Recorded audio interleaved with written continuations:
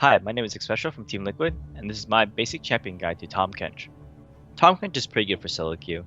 His laning isn't too great, so it's hard to punish enemy laners, but he has a lot of playmaking potential with his ultimate, and as a champion of global, you can definitely make a lot of ganks happen and make a lot of plays happen. So he's definitely okay for solo queue. Not the greatest, but definitely not terrible either.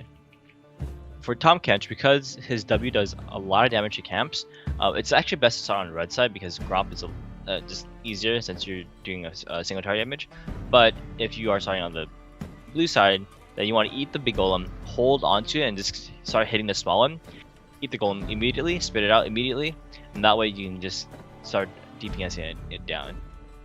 So early on lane, it's actually very difficult for Tahm Kench because you don't have a reliable way to proc your 3 stacks to eat them, so it's hard to do damage that way, and it's hard for you to engage on zone using your Q because you can't get a stun if you're starting off with your Q. Very rarely do people let you walk up to them and just auto them for stacks, so typically in lane you're just going to be sitting there just kind of farming, can't do too much, but with a jungler help you can probably just eat your jungler and then run at them super quickly and just use his abilities creatively in such a manner.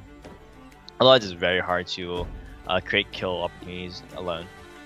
Tahm Kench isn't too strong of a laner, but because he can provide some peel, he's actually pretty good with champions that need to kite back. So Kog'Maw, for example, who typically doesn't have an escape, Tahm Kench can provide one. Very similar to Thresh, but slightly different. And if you're talking about team fights, then you have champions like a Swain or a Kennen who can really benefit from being in the center of the enemy team, or even being eaten and still have the ultimate go off. Tahm Kench in team fights is fairly decent. What you mainly want to do is use your W to either peel or to help your allies just ignore a target, because you're almost never going to get 3 stacks onto enemy backline. It's very rare that you can actually eat the backline, so you generally want to eat the front line, hold on to them, let your team do damage, and also because your ultimate isn't actually a damage ability, it's actually hard for Tahm Kench to win in a standard 5v5, and kind of relies on you rotating around or like getting a flank on them, or just eating your jungler and having him and you go behind them. Just something creative. It's actually a little bit harder for team fights, but the goal is to kill the front line.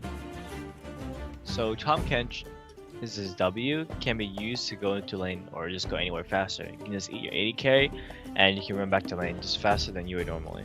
Our runes with Tahm Kench are pretty simple. He's pretty much a tank, so you want to go for armor reds, HP yellows, MR blues, and armor quints. You could get high repent instead for reds, but I prefer just going tanky, and I found that to be the most effective. You could also get some CDR in blues. That's what some people do as well, but a lot of armor, a lot of MR, that's what I go for.